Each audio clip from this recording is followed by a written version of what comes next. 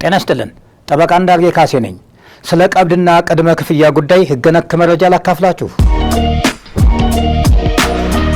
ቀብድ ከመሸጥ ከመለወጥ ጋር ስሙ የማይጠፋ ቃል ነው።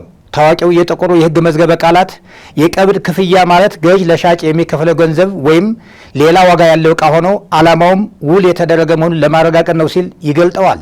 በሌላ አባባል የቀብድ ክፍያ የሚከፈለው በውሉ ለመገደድ ያለን ፈቃድ ለመግለጽና ውል ለመግባት ምክንያት በሆነው ጉዳይ ላይ ሌላ ተዋይ ወገን እንዳይገባ ለመጠበቅ ወይም ለመከላከል ነው። ለዚያም ነው ሰዎች በተለምዶ እገሌ ቀብድ ከፍሎኛል ሲሉ የሚሰሙት። ከቀብድ ጋር ተያይዞ ቀብድ ሰጪና ቀብድ ተቀባይ ያሉ ሲሆን ውሉ በየራሳቸው ለመተው ሲፈልጉ ግዴታቸው የተለያየ ነው። በፍትሐ ብሔር ሕጉ እንደተመለከተው ሌላ ስምምነት ከሌለ በስተቀር ቀብድ ሰጭ የሰጠውን የቀብድ ክፍያ በመልቀቅ ውሉን መተው ይችላል።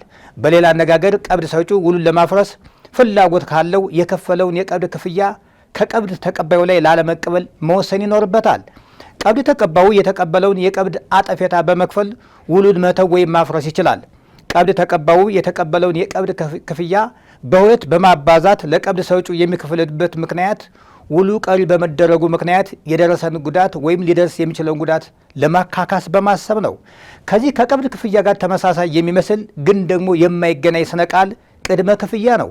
አንድ ሰው ቅድመ ክፍያ ከፍሎ ነገር ግን ውሉ ያልተፈጸመ ከሆነ ሊጠይቅ የሚገባው የከፈለውን የቅድመ ክፍያ አጠፌታ ሳይሆን የከፈለውን ገንዘብ በሙሉ ተመላሽ እንዲሆንና ውሉ በመፍረሱ ምክንያት የደረሰበት ጉዳት ካለ የጉዳት ካሳ ክስ በማቅረብ ነው። በፍርድ ቤት ክርክር ወቅት ቀብድ ሰጭ ውል ሲያፈርስ ገንዘቡን ለማስመለስ ሲፈልግ የሰጠሁት የቅድመ ክፍያ እንጂ ቀብድ አይደለም የሚል የጦፈ ክርክር ሲደረግ ይስተዋላል።